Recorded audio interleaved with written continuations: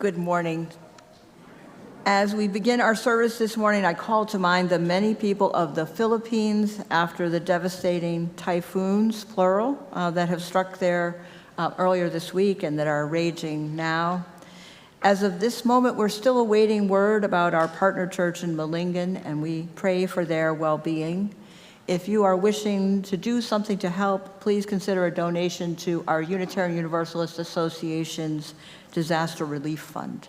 We'll also have a table with some additional information out on the patio following worship. This morning, we have the pleasure of welcoming to our pulpit the Reverend Maddie Sifantus. I love saying her last name, Sifantus. Maddie retired in July of 24 after serving 10 years, and in true UU fashion, she has retired by preaching everywhere all over the country.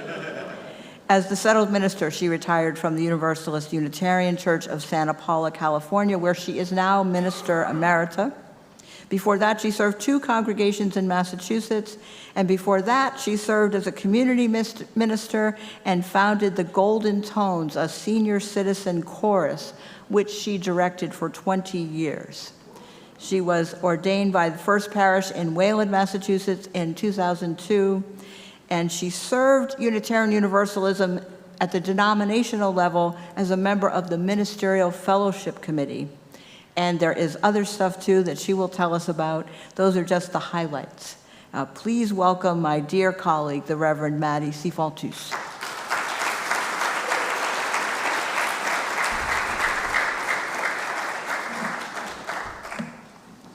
Good morning. My words for our call to worship and chalice lighting were written by Ken Stock, who was a member of the congregation I served in Santa Paula, and I've adapted for this morning. We light our chalice today for new beginnings and bright futures. When we feel insignificant and alone, may this flame symbolize our connection with congregations around the world. When feeling anxious and uncertain, may this flame brighten our spirit. When searching for a safe place, may this flame be our beacon. When looking for a supportive community, may this flame remind us that it is here.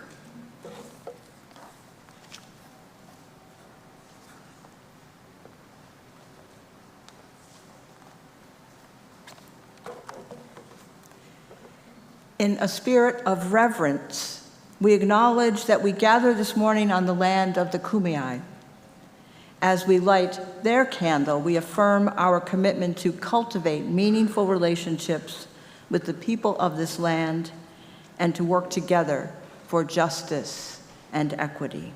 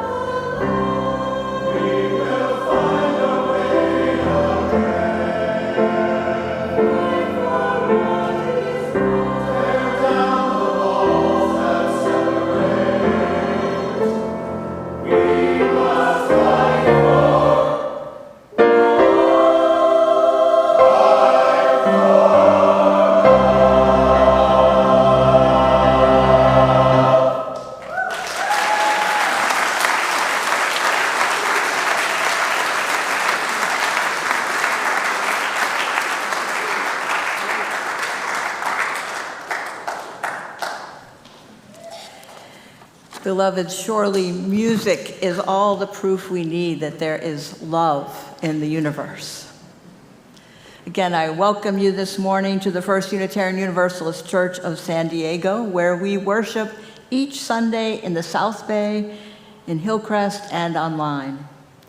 Our mission is to create community, nurture spiritual growth, and act on our values to help heal the world.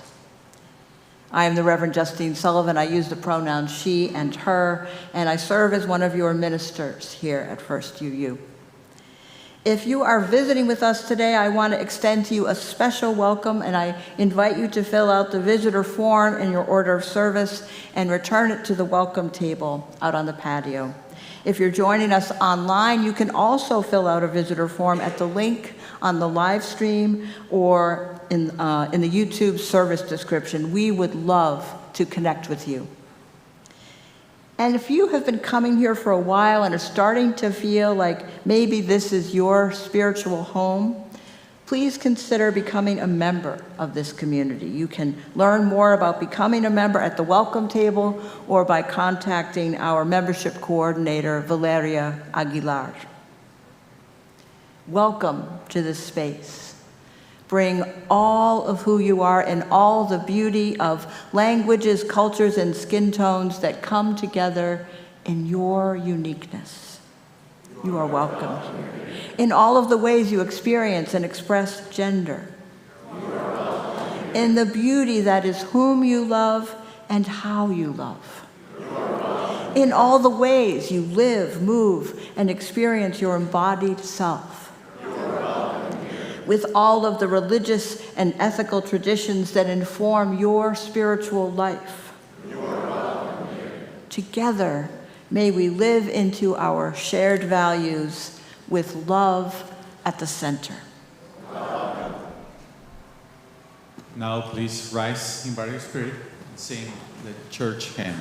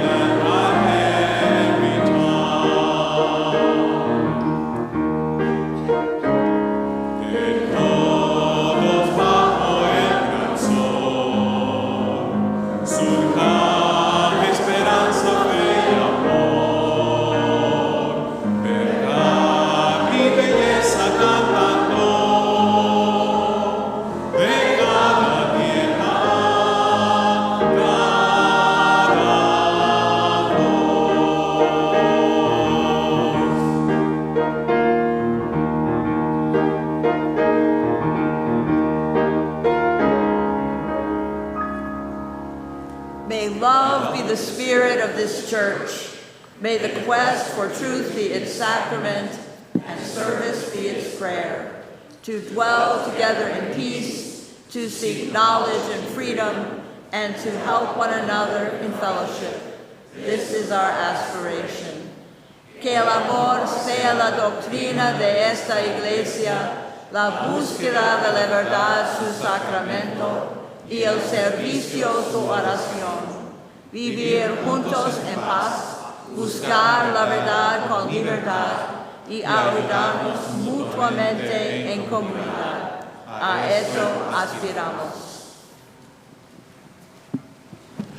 Good morning, friends. Good morning, Tony. I'd like to invite any of the children or youth who would like to come up and join me for a conversation with Reverend Maddie. And while they're coming up, just a reminder that we have a lot going on in second hour today. You can join Jim Davis at 11:30 for UU History in 114. At 12:15, I'll be in Bard Hall with some members of the Rainbow Action Committee to talk about how we can make our congregation really welcoming to trans folks. And there are several conversations, good morning, about our contract to call process for Reverend Kristen, which is what we're sort of talking about today in the service. And Reverend Maddie is here to help us think about that. But before I ask you those questions, I wonder if you could tell us a little bit about yourself.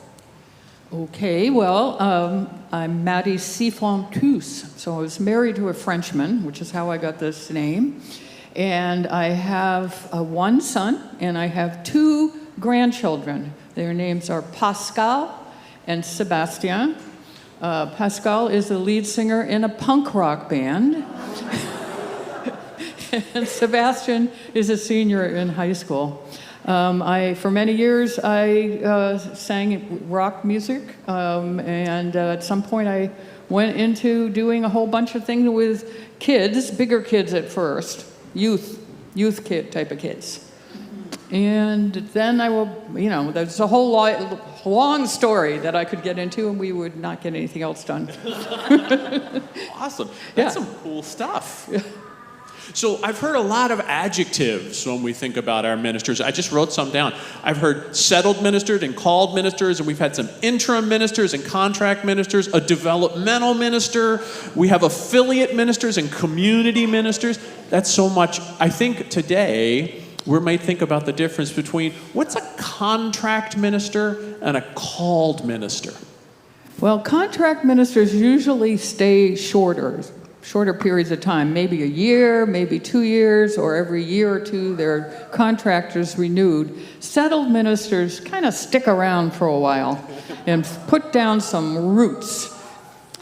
And I was a settled minister for the last 10 years, and it was a lot different than it was moving around all the time. Yeah, so Reverend Kristen is already one of our ministers, and we're thinking about moving her from a contract minister to a called minister, so she would have a different relationship with us. But that's also different. We're also going to be thinking later on about a lead minister, and that's different, yes? That's a lot different. I mean, there's a whole different process to go through, and I'm sure all of you know all about lots of process in this place, and that's one of the, having a lead minister is different. The contract goes usually, and of course in a UU church, lots of different things could happen, but usually the contract is between the board and the minister, and the congregation votes when it's a set minister. Okay. But you might do things different here because we all do things differently. Yes. So we're thinking about calling Reverend Kristen as our associate minister, right? Mm-hmm. Not as our lead minister. That'll be another conversation, but that's for another time. But friends, I wonder if you have any questions for Reverend Maddie. I know you really ask good questions whenever we have an interview. Oh, Colette, did you have a question? It doesn't have to be about the minister stuff. It can just be about anything. Why what? Why am I wearing a suit? Colette would like to know why am I wearing a suit. I am wearing a suit because I really wanted to wear this T-shirt because we're talking about making our congregation welcoming to trans folks, but I felt like if I was wearing a T-shirt, I had to dress it up a little bit with something else, and so I put a coat over it. Any other fashion? Well, thank you. Thank you. Any other questions at all? Oh, Elijah, what you got? Why are you wearing glasses? Well, I already answered that one. We can talk about my suit later. When we have Reverend Maddie with us, I wonder if we have any questions for her. Not any questions not about my clothes. None? Okay. So I live in Santa Paula, which is where I served for 10 years, and I live 4/10 of a mile from the church building that I'm not supposed to go into right now. That's another whole part of all these regulations. Yeah, and I love it up there. It's in Ventura County, if you've ever, it's a very agricultural region, and so for us, we really worry about our farm workers because we're right in the middle of a lot of fields. Well, thank you so much, Reverend Maddie, for... Oh, wait a minute. Did you have a question? Do you have a pet? She wondered if I had a pet. Well, I've had many cats in my time, but now I have a grand dog. Her name is Bela, and she's about 5 years old, a COVID dog, and 2 cats, Manticore and Nightcrawler. Whoa. I did not name them. All right, Colette, you get the last question. What's your favorite sport? Favorite My sport? favorite sport? Well, I'm from Boston, so I was a huge Red Sox fan, so we're a little sad this year, but the Padres didn't make it either. So, however, Mookie Betts went from the Red Sox to the Dodgers, so we were happy about that. And I love hockey. My son was a hockey player, ice hockey. Well, friends, I know we could think of a lot more questions, but we have so much in the service and after the service, so we can ask some questions in RE later, and I'll try and answer them as best I can. For now, can we give a round of applause? Thanks for Reverend Maddie for being here and for answering our questions. And now, friends, like always, I need your help. Those of us up here, we're going to stand up and lead the congregation in our affirmation. We'll say it first in English and then in Spanish. We are Unitarian Universalists, a people of open minds, loving hearts, and welcoming hands. Somos unitarios, universalistas, personas de mentes abiertas, corazones amorosos, y manos que dan la bien. And now I invite any of the children or youth who'd like to meet their leaders out on the patio for their groups, and I'll join you in just a few minutes.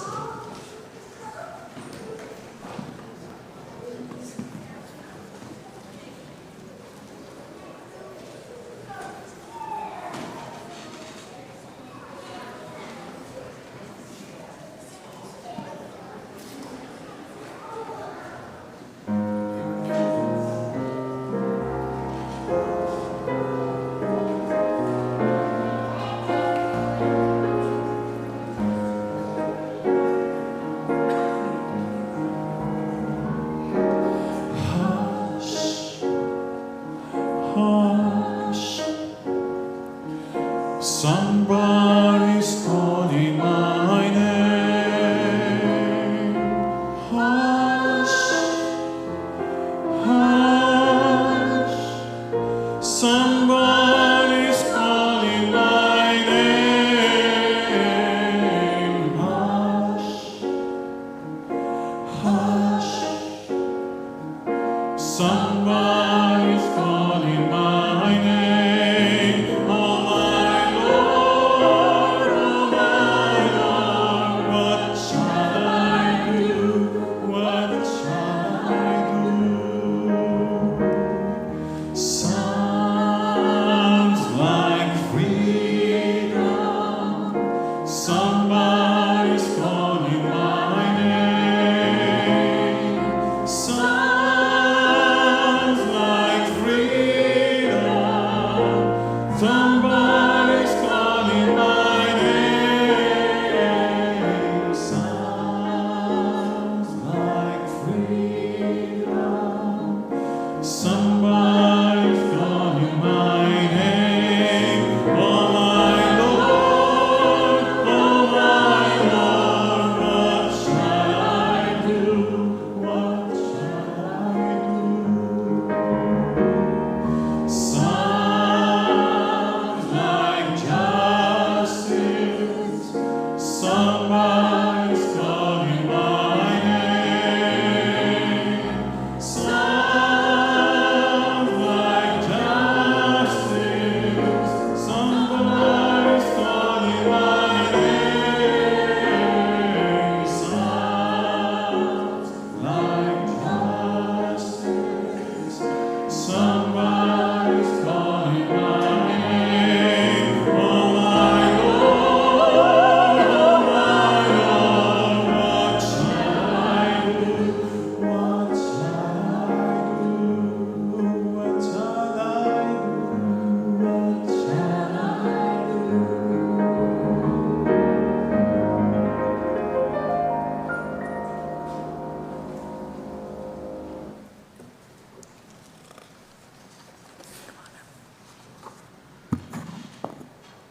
Friends, I'm inviting to join us up on the chancel the family of Bert Sveers, a beloved who died on October 22nd. Bert was a relative newcomer here at First UU, but he quickly engaged here with many different aspects of community life, and his beautiful smile warmed all our hearts.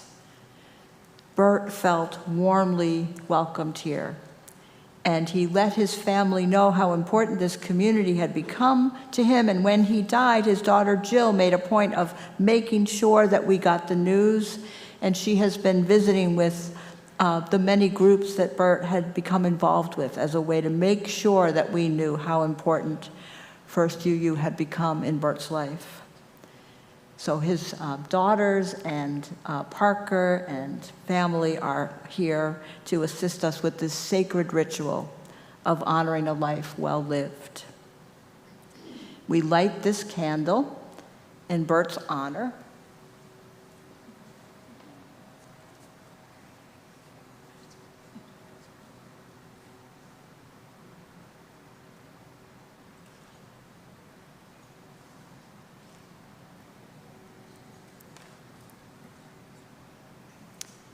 And this is in Bert's honor and memory.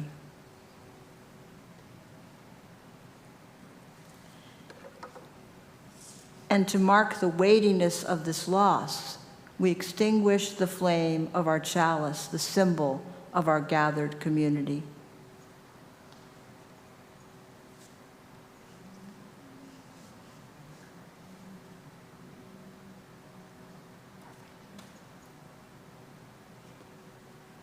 And we do this because our company is diminished by the loss of Bert. And yet the light of community continues, and Bert's spirit lives on in the stories and memories we share and in the work that we carry on in his honor. And so from his candle, we relight our chalice.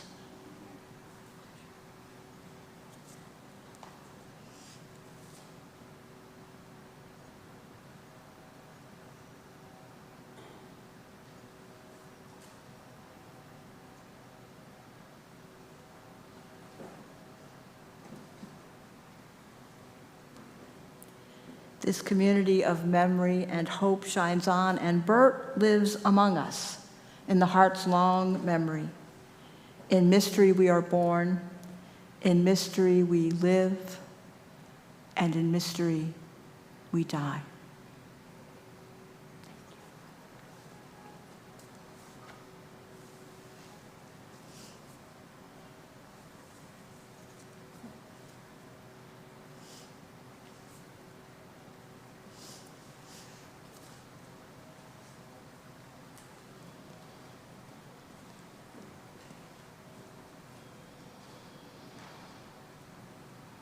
Let's just take a moment to remember Bert and those we have loved and lost.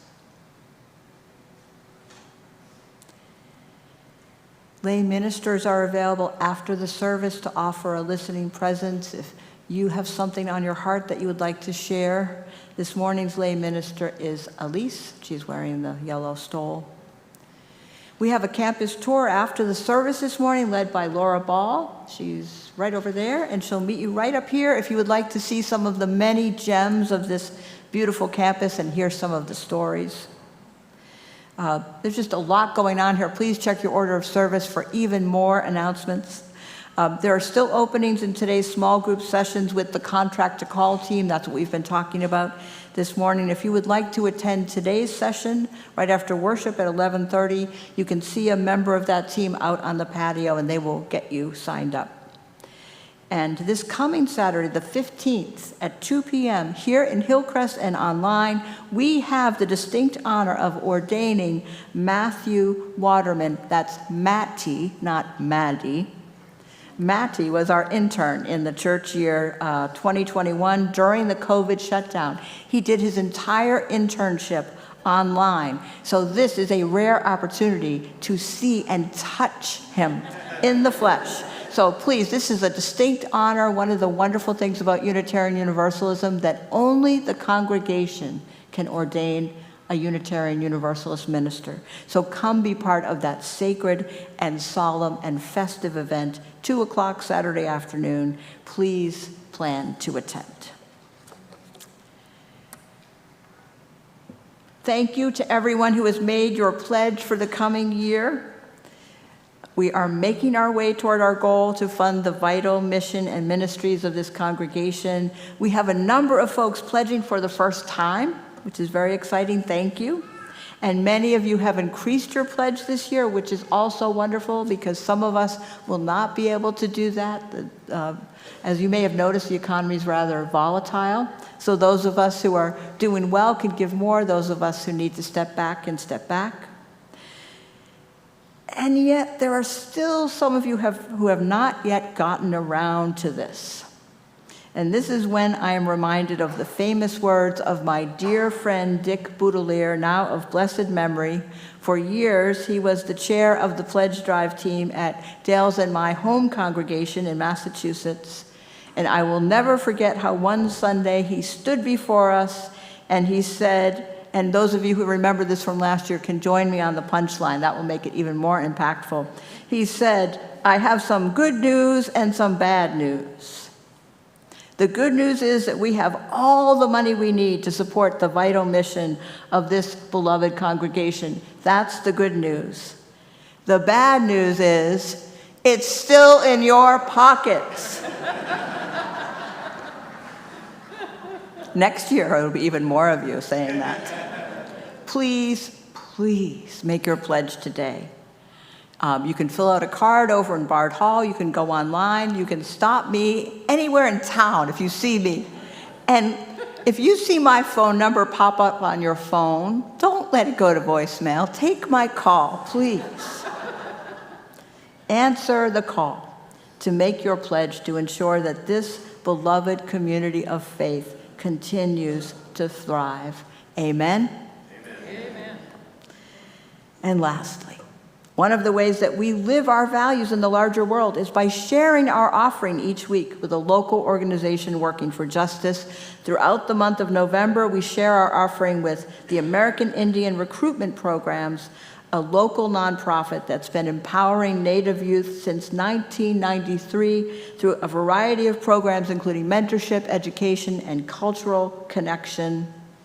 Across the country, too many Native students stop short of college graduation. Only about 17% of students go on to university, and only 4% earn a college degree. And we know that college education post-high school is definitely linked, right, to doing well and having some stability financially. So this is very important. Scholarships for ongoing education ease financial barriers, and they send a clear message. We believe in you, your goals, your culture, and your future. So I invite you to give generously. You can do that through text to give. The number will be on your screen. You can also donate in person through cash or check. There are boxes around the middle level of the sanctuary here, or online at our church website, firstuusandiego.org. Thank you for your generosity. The morning offering will now be joyfully given and gratefully received.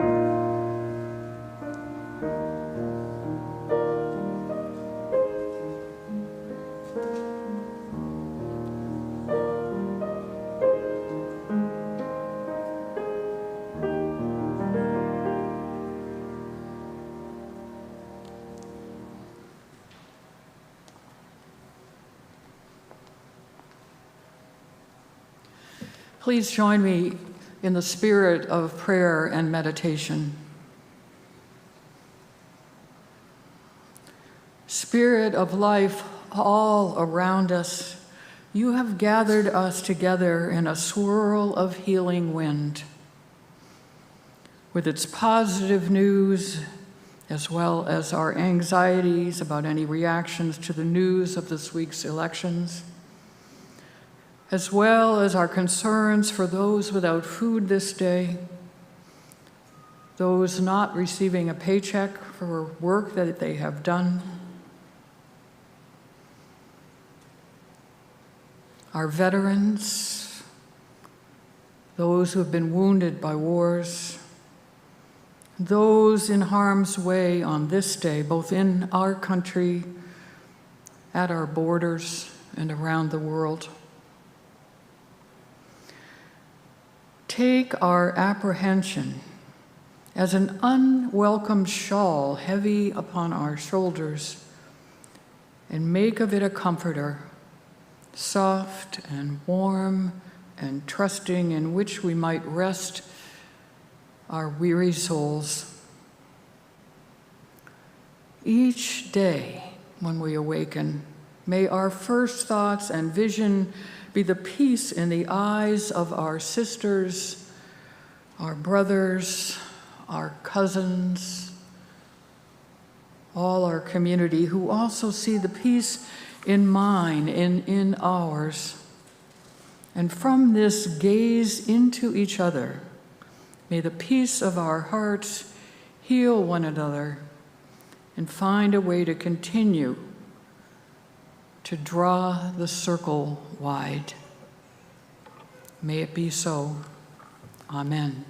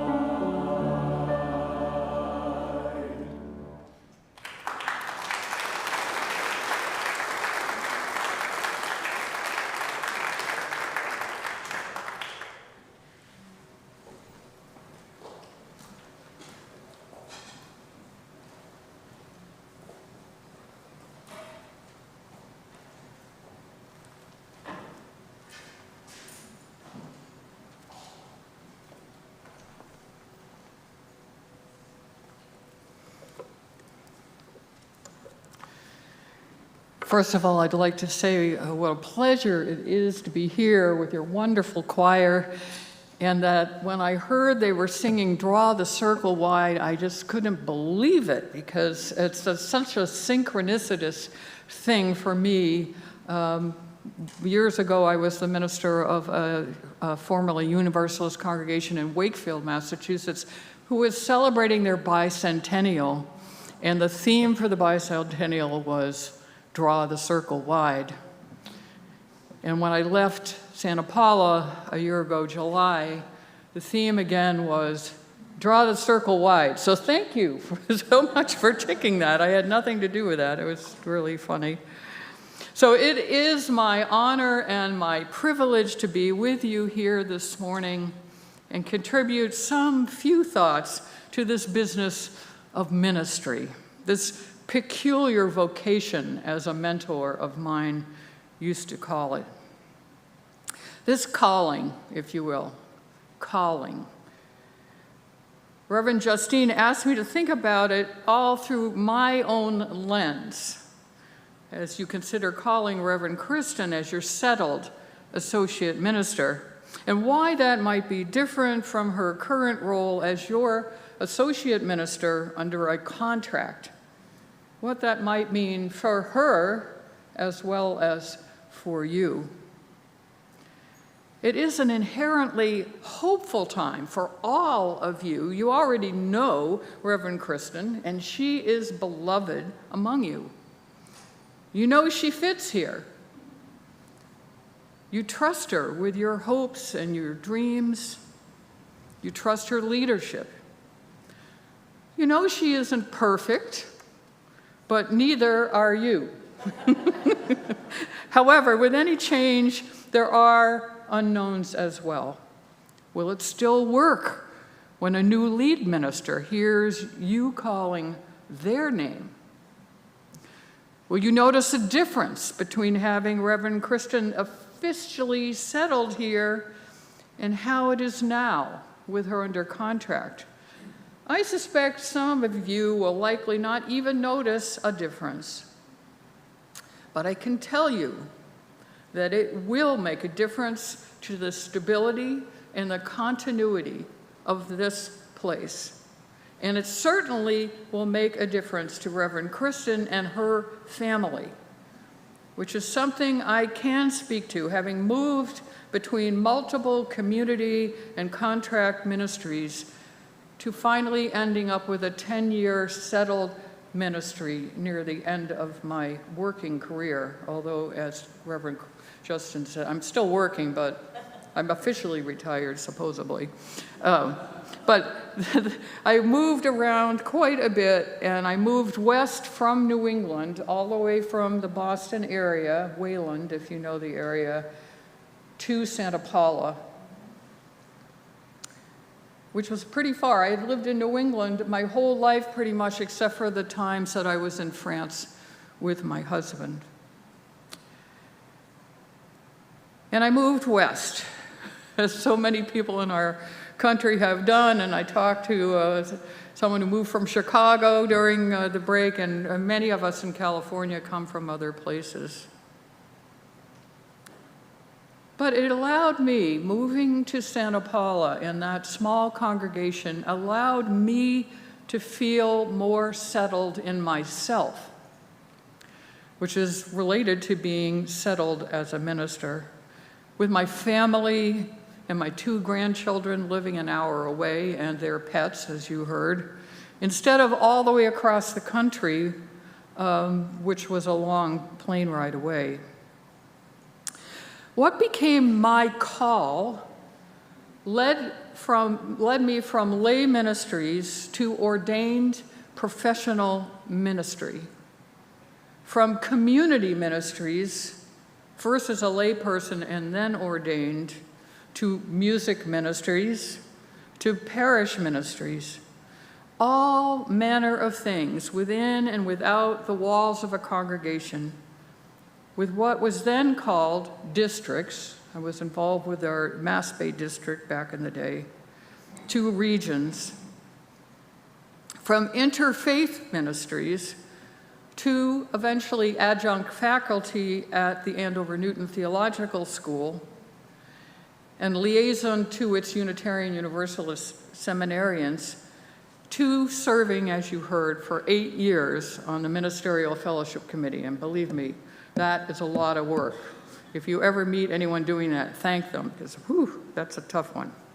That's the group of the UUA board. The credentials are professional clergy, whether they serve as community ministers or parish ministers, or in the earlier days as ministers of religious education. Now it's kind of all one ministry.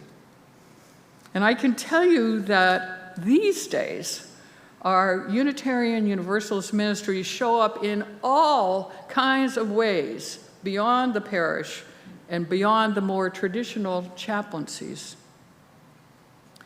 One of the ways the ministry is showing up is labeled entrepreneurial ministry. That's a long phrase.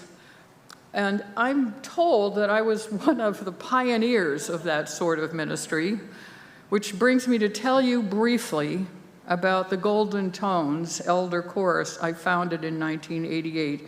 And briefly it will be because there's so much I could say about that ministry, and perhaps on another occasion, if you twist my arm, I can do a service on it. So I do one called Singing Through Our Lives. So that's how it's all started back in 1988. A life-changing event occurred for me. At the time, I was the youth director of First Parish in Wayland, and I was leaving that work, and somehow I ended up starting a sing-along group in Wayland at the senior center, just as a way to give back. Somehow I was given a voice and some skills. And so I started this little sing-along group. It was a life-changing event, but I did not realize it at the time. It was the way the call showed up for me then. And each one of you, I believe, has a call, whether it's to ministry or other things. So you should look around and see what your call in your life might be, right? So I innocently agreed to give a try at leading sing-alongs, having no idea what I was signing up for, that it would take over my life. I started out with 10 singers that first day that I showed up, and it turned into a vibrant and active elder chorus of over 60 singers doing 60 concerts a year, and eventually was made a best practices of the National Endowment of the Arts. So that's the short story. One never knows what'll happen if you get into the flow, especially if music is involved. One never knows what will happen when the call reaches you. The Golden Tones turned out to be how I express my UU faith in the world. It grew out of my years as a member of First Parish in Wayland, then its paid youth director, choir soloist, and denominational affairs chair, all as, at that point, a layperson, because I had no intention of going to seminary. I went, eventually I'd say, kicking and screaming. That was the last place this singer from a rock and roll band was supposed to do. But of course, all ministers have a different path and a different sense of call and thoughts about what ministry is, and I have had my own, and I still do, of course. How learning for me about the 7 principles, which had just been voted in when I became a UU, and basing my new faith life on them, called me to be a certain way in the world. How we, each of us who have chosen the professional path of ministry, heard somebody or something. For those of us who are non-theists, what is calling? There's something. That's all I can say. And it calls us to respond. And we can fight it, but it won't work. So if you talk to me, or if you talk to Reverend Justine, or you talk to Reverend Kristen, we all heard that call in a different way. And we continue to hear that call as we move through life. These days, I'm aging. I'm old enough to be in the Golden Tones, which, you know, that's kind of surprising. And then bringing now, centering love and around our values of interdependence, pluralism, justice, transformation, generosity, and equity. So I have to say that for me, everything I do, I show up as a minister, paid or not. It's just my outlook on the world. And one of the things about being a certain age and looking back over a lifetime, at least so far for me, the many ways that ministry shows up and has shown up in my communities and in our UUA continue to help with what my current discernment of what this retired phase of ministry might mean for me. And it might be instructive for you to think about in your discernment. So for me, I have a Buddhist meditation, well, I have a meditation practice that's informed by Buddhism, let's say. And so I work out of the don't know mind. And I don't really know what I'm going to do next. You do have to plan, but it's a way of being in the world and being quiet enough, of maybe singing hush to yourself, to hear that still small voice that is speaking to you wherever it comes through. So you need to discern what is right for the First UU Church of San Diego. And I have to say that one of the, probably the bottom line to it all, besides fit, is accountability. Who are your leaders accountable to? And that's a little bit different. In both a settled and a call position, you're accountable to the whole congregation. But it's looks a little bit different in a settled position than in a contract position where you're moving every year or two, or renewing your contract every year or two. So I know you're going through a good process here as you think all of this through. Not only in regards to Reverend Kristen, of course, but in replacing, in calling a new lead minister not too long down the way. And I know you have 2 affiliate community ministers. I see one of them back there.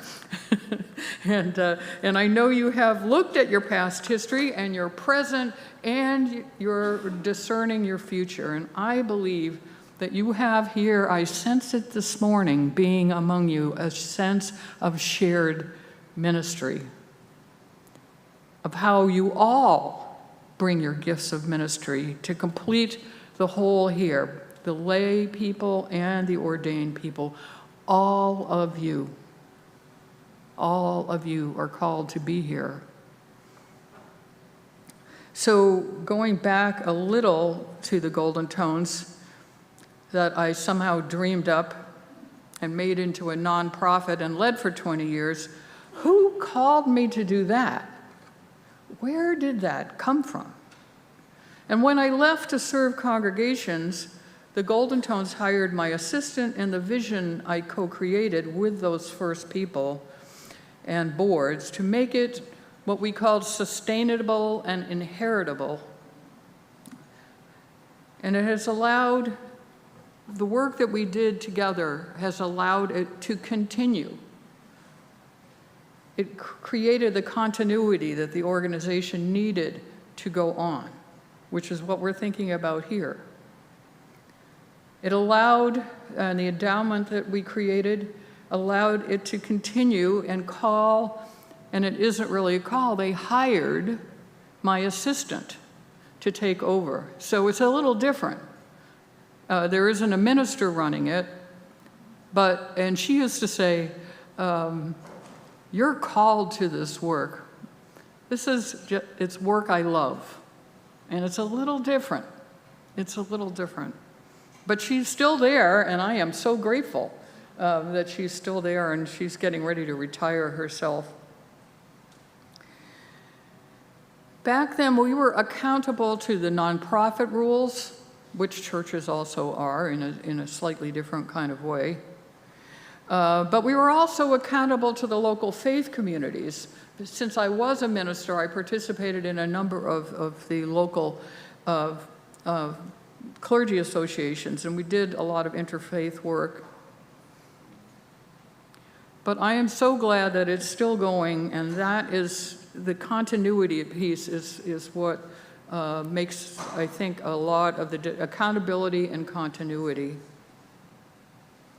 When we created the Golden Tones, and in the churches I've had afterwards, but my theological grounding was from one of my very favorites, Frederick Buechner. And he wrote that vocation is the place where our deep gladness meets the world's deep need, end quote. Fortunately, in the Golden Tones, the contract that held the new director, Debbie, has worked out, and they've moved forward. When I left the Golden Tones, though, I was in that don't know thing again, that limbo position, not sure where I would be called next. I was not settled. You know, didn't really know. And so I went on to piece a living together at that time out of this church I mentioned at the beginning, the UU Church of Wakefield. And I went there thinking to help them out. They asked me, I did a sermon like I'm doing this morning, and at the end of it, the president said, we've lost our minister, and we're not sure what we're doing. Do you think you could help us out for a little while? And I said, well, yeah, I can wait a couple of months while I finish up some things. So I went, and I intended to go for 6 months, and I stayed 6 years. So somehow it turned into a call. It was a call, but I was under contract. So every year we would review the contract and say, is this still working for the church? Is this still working for you? But eventually, I really wanted to have one church, because I also had my singing career and a rites of passage ministry, and I looked and moved to Santa Paula, where I was settled. And it was different. And I was there 10 years, so there was some continuity. They had ministers that stayed a couple of years for a long time. And so settled ministries tend to be longer and are accountable in a slightly different way.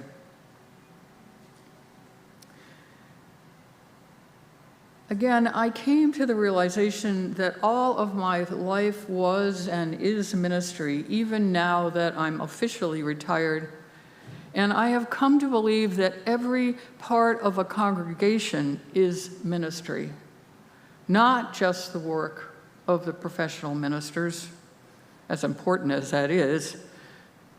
The rest of the staff is part of the ministry.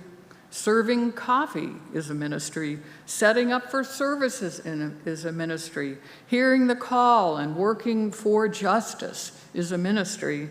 Faith formation is a ministry, whether you're teaching or learning together. Certainly, all parts of the music program is a ministry. Fill in the blank with your piece of the puzzle. What each of you brings contributes to the ministry of this place and your support of your professional staff. And allows all these pieces to work together into a settled pattern. To draw the circle wide in this space, to keep drawing the circle wide here in San Diego, and keep drawing it even wider still. One of my longtime favorite poems, which is central to my theology, is this one by Edwin Markham, which he wrote before we learned to be concerned about gender pronouns, so I excuse those. You may remember this poem and may now recognize how it inspired the words to the anthem we just heard, Draw the Circle Wide. Markham wrote, "He drew a circle that shut me out. Heretic, rebel, a thing to flout, but love and I had the wit to win. We drew the circle and drew him in." Draw the circle wide. Central to my concept of ministry is that I companion all those I meet wherever they are on their spiritual path, whether they think they're religious or not, whether they believe in institutional religion or not, whether they have signed the membership book or not, whether I am serving in a settled ministry or not. Modern congregations in this time need to draw the circle wide or cease to exist or just become a social club for a few. May you continue to discern your steps ahead as you make these important choices for the future of your congregation. May you continue to draw the circle wide and forge ministry in this place. And may you find the leadership you need in these times that we are all in. May it be so.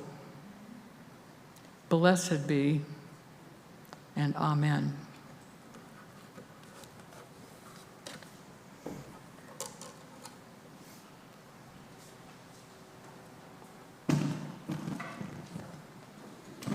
Now please rise in body spirit. Let's sing the closing hymn, 1017.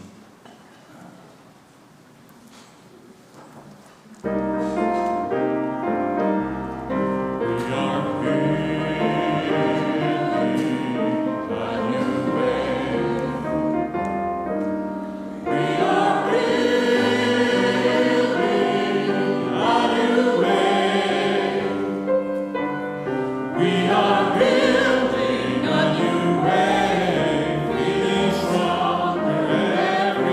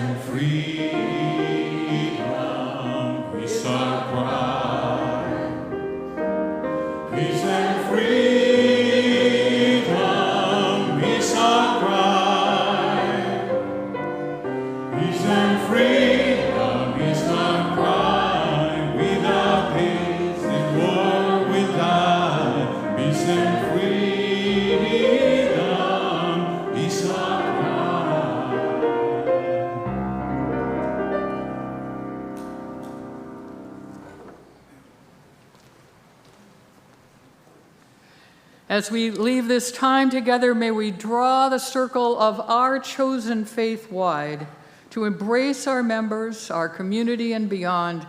We know that both in the darkest days and in the brightest hours, we are called to serve, to be strong, to have courage and walk our path of faith with love at the center.